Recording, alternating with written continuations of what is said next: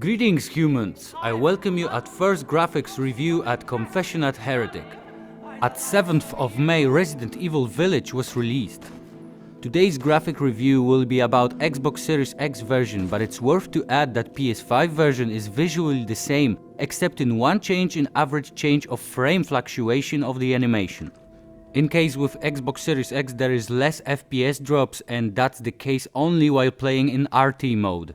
In that mode, in several chosen locations, we can witness some bigger dips of animation, but this is the case that we can count on fingers of one hand. In 90% of gameplay, the RT mode holds 60 frames. In mode without ray tracing, we got basically flawless 60 frames per second. Resolution in both modes is set as checkerboarded 4K, and I admitted that it is one of the best examples of that technique because many would mistake it as for native 4K. Only place that we can see traces of that reconstruction technique are characters' hair, which contrast with overall sharp and pristine visuals on screen. We can spot it the most on static frames, so if you won't be making screenshots from game, then you probably won't even notice. Before I start, I want to state my position so it's crystal clear for everybody. Village is an amazingly atmospheric shooter with great flair for artistic design. So let's separate all woes from the game itself and let's focus on visual alone, in which I will both compliment and whine a bit. Let's start from the reflections. Game in RT mode uses it for reflections and also for shadows. In mode without RT, we get smaller numbers of said reflections. In some cases, like here in the kitchen, reflections are absent. After playing the whole game, I noticed that SSRs is mainly used in water or blood surfaces and their quality has much to be desired. In RT mode there are more of those reflections, and sadly the resolution is only 1/8 of the base game's resolution. I got a theory that Capcom on purpose decreased number of reflection as well as their quality in mode with RT off, so ray tracing could look better in comparison. Last gen games often had much higher resolution of SSR, so it's a bit of a slap in the face for sensitive players for that kind of practices. In RT mode off, game mostly uses cube maps, which when without support of SSR looks outdated and certainly without next gen vibe.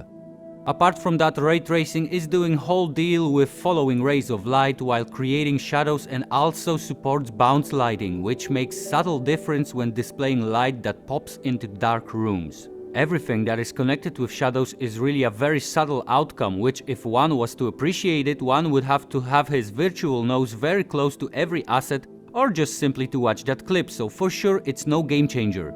Mainly it comes down to that shadows in RT are more diffused while in RT off they are more defined, sharper, but less natural.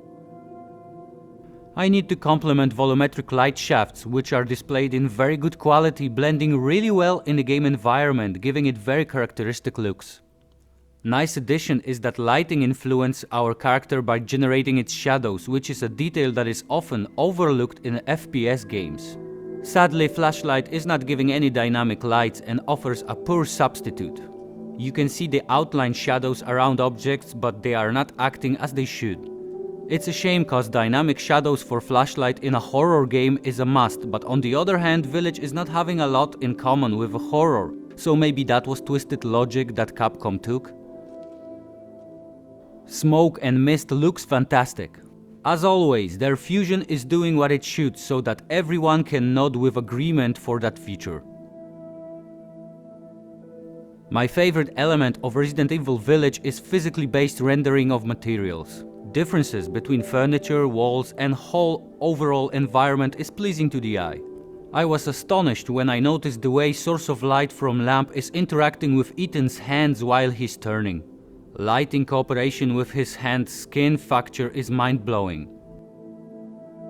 Materials of clothing on characters are showing that sometimes even Japanese school of development can show technical marvel for the west part of the industry. It's especially visible in an opening scene of Village. Facture of Mia's jumper or clothing of the best made baby girl in video games are doing great, and they are giving testimony of what Reach for the Moon engine is capable of.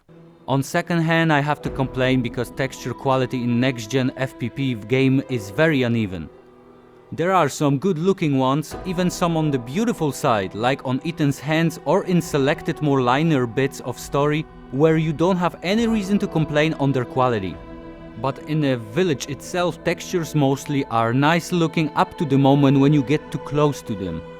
Then you can easily see that they are lacking in quality. I can't not to commend Capcom for how different and how many of them are used in Village, but it seems that their quantity had impact on overall quality of some of them. Another matter is how far back Capcom is with today's minimal requirement for modern games. Destruction of environment or influencing game objects by shooting at them practically doesn't exist. Exceptions from that rule are few selected assets like vases, plates, which can be broken. Same thing about physics in game world. If we discount few objects that we can interact with, rest is like from concrete, and it stinks of either how technologically far back Capcom is or that they are that lazy. Every location we will visit are designed and made in a great manner. Village is great looking, and here we have a little snag. Series X version shows some pop-up of more detailed asset as a replacement for those of worse quality, which should be unacceptable on next-gen consoles. In Indoors location, Resident Evil is showing its talents, by which I mean great artistic direction. Rich architecture, fine details of castle chambers are like the highest of shelves today. Here I need to say well done Capcom, which maybe is lacking in technical aspect but is making up for it by its artistic direction. Additionally, their clothing and physics are great in motion. Face expression is another strong point of Village. From characters' expression we can easily see their emotions, which made a really good impression. Geometry of object is not that complex, but it's making up for it with its environment diversity.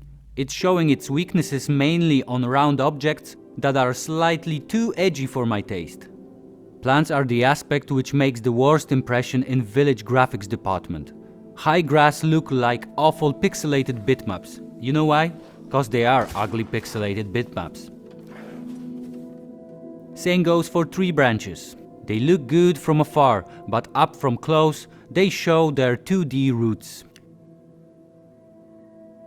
Fire is nothing special in Resident Evil. We should demand more results on how fire is made in video games, and here I feel that Capcom didn't make the effort.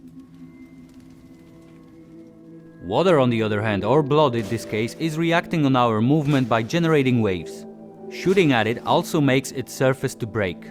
It's an effect that is known for years, but still it does it really well.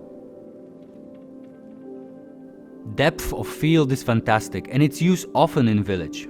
While aiming your gun, you can see that Ethan's hands are losing focus, so we could observe what's farther from us. To sum it up, it's hard to say how Village graphics holds up. Especially that some of its features are outdated on last generation, not mentioning the current one. Village, thanks to its high resolution, smooth animation and general presentation, is a cookie for the eye. Unfortunately, it is losing a lot of its charm after looking more closely under the hood to examine each of its aspects in depth. As a game, Resident Evil is a good and atmospheric experience, but let me warn you that gameplay is resembling more action-packed Resident Evil 4 than its more survival horror predecessors. Resident Evil Village looks good thanks to its design and artistic flair.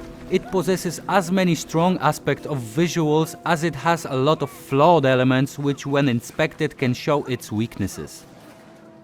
It's painfully cross-gen experience with not that much big of an environment, so potentially it could have looked much better, so it breaks my heart that Capcom preferred to release the game without advanced physics, interactive environment or any destruction whatsoever. Especially that it is a closed, confined game which had chances to showcase next-gen graphics. Fortunately, in games it's not always about visuals, so if you have to spare full price for 10 hours of a game to finish, then I can easily recommend it. That's all folks for today. In description of a clip you can see my Instagram page. For newcomers I strongly recommend to hit that bell button so you won't miss any of upcoming new content. See you next time, and metal!